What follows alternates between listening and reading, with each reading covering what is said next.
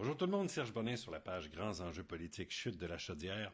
Alors on a parlé beaucoup du taux de décrochage scolaire au Québec. On serait en retard sur toutes les autres provinces au niveau de l'éducation de nos jeunes. Eh bien, il y a un texte très intéressant de Francis Veil dans la presse ce matin. Je vous ai mis l'image ici, juste à côté, en bas de l'écran. Et je pense que c'est important que je prenne le temps de vous la lire. Donc, si vous n'avez pas eu le temps de le lire, vous pouvez aussi le trouver facilement sur la presse et le lire en même temps que je vous le lis. Ça va vous le mettre doublement en tête. Alors, ça s'appelle, c'est une chronique, bien sûr, Francis Veil, Le faux débat du décrochage au Québec. Saviez-vous qu'un élève qui échoue à son cours de maths de quatrième secondaire est considéré comme un décrocheur? Qu'il fait partie des 36% d'élèves souvent qualifiés de décrocheurs, même s'il réussit tous ses autres cours. Tous, sauf un. Est-ce que c'est vraiment l'image qu'on a en tête quand on pense aux décrocheurs? J'enrage chaque fois que je lis les analyses sur les taux élevés de décrochage au Québec ou le faible taux de diplomation après 5 ans. J'enrage parce qu'on revient constamment sur notre retard abyssal sur les autres provinces, alors que ce retard abyssal, il n'existe pas. Ce qui existe, ce sont des systèmes d'éducation très différents qui sont difficiles à comparer. Je prends le cas des maths à dessin car il illustre à merveille l'une des raisons, pas la seule, qui explique pourquoi le Québec a un taux si élevé de décrochage selon les données de Statistique Canada. Les élèves du Québec, faut-il savoir, sont nettement plus forts en maths que ceux d'ailleurs au Canada et que la plupart des pays du monde. Cette prédominance ne date pas d'hier. Tous les tests depuis un quart de siècle, tant canadiens qu'internationaux, le confirment. La barre est plus haute au Québec. Pourquoi sommes-nous si forts en maths et avons-nous en même temps un taux de diplomation au secteur public si faible par rapport aux autres? L'une des raisons justement, c'est que nos cours de maths sont plus exigeants, qu'ils produisent des enfants plus solides, mais aussi qu'ils entraînent plus d'échecs, donc plus de décrochage. Vous ne me croyez pas? C'est pourtant clair quand on analyse les derniers résultats du programme pan-canadien d'évaluation rendu public il y a 10 jours.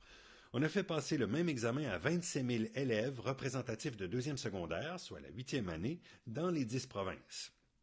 Ainsi, les provinces qui ont le pire résultat sont aussi ceux qui ont les meilleurs taux de diplomation au secondaire.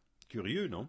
Les élèves de Nouvelle-Écosse ont obtenu des résultats désastreux en lecture, en sciences, mais surtout en maths, où ils finissent bon dernier au Canada, mais la province a le plus fort taux de diplomation au pays, 84%. Constat très semblable pour le Nouveau-Brunswick, le Manitoba, la Saskatchewan et Terre-Neuve.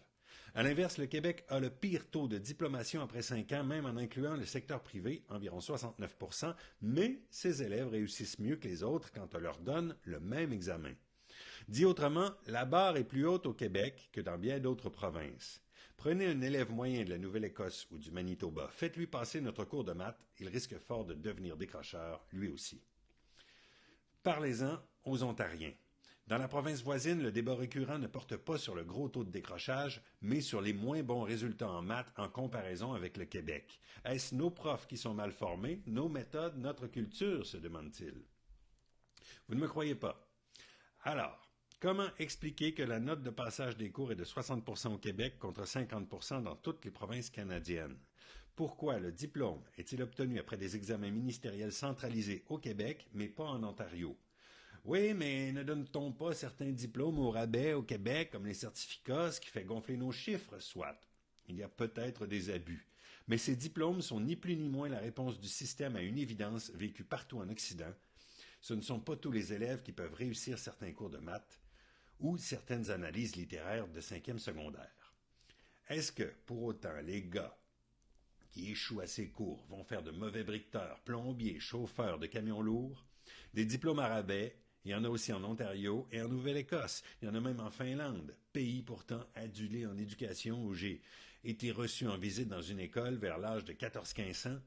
Vers l'âge de 14-15 ans, on y sépare les élèves doués des autres à l'entrée et l'université est réservée aux meilleurs, point.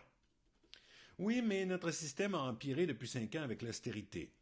Peut-être, mais ça paraît pas dans les récents résultats des examens pan-canadiens. Entre 2010 et 2016, nos résultats en maths, en lecture et en sciences sont tous en forte hausse, davantage qu'ailleurs au Canada. Autre élément, nos décrocheurs finissent par obtenir leur diplôme au cours des années suivantes, si bien que c'est au Québec qu'un élève a la plus forte probabilité, 98%, d'avoir un diplôme du secondaire au Canada, loin devant la moyenne canadienne, 87% selon Statistique Canada. Pourquoi j'écris cela?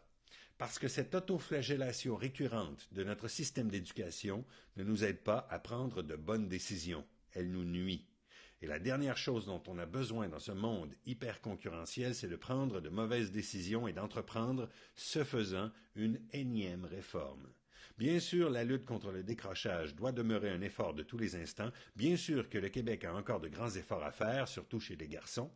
Et oui, nous avons de féroces concurrents en Ontario et en Alberta où les résultats aux examens sont aussi bons, notamment en lecture, mais de grâce, cessons de nous flageller. Voilà, c'était ce que je voulais vous lire ce matin. Vous pouvez bien sûr réagir. Ça ne veut pas dire que vous êtes d'accord avec tout ce qui était dans cette lettre-là, mais je la trouvais quand même importante dans les affirmations récentes qui ont été faites par des partis politiques sur l'état de l'éducation au Québec. On a utilisé les statistiques qui sont sorties de façon très abondante. Et puis, il faut toujours mettre des bémols. Tout n'est jamais complètement noir ou blanc. Il y a parfois du gris. Et des fois, le gris est peut-être un peu plus rose qu'on pense. Hein? C'est une belle fin, ça. Alors, je vous laisse là-dessus. À bientôt.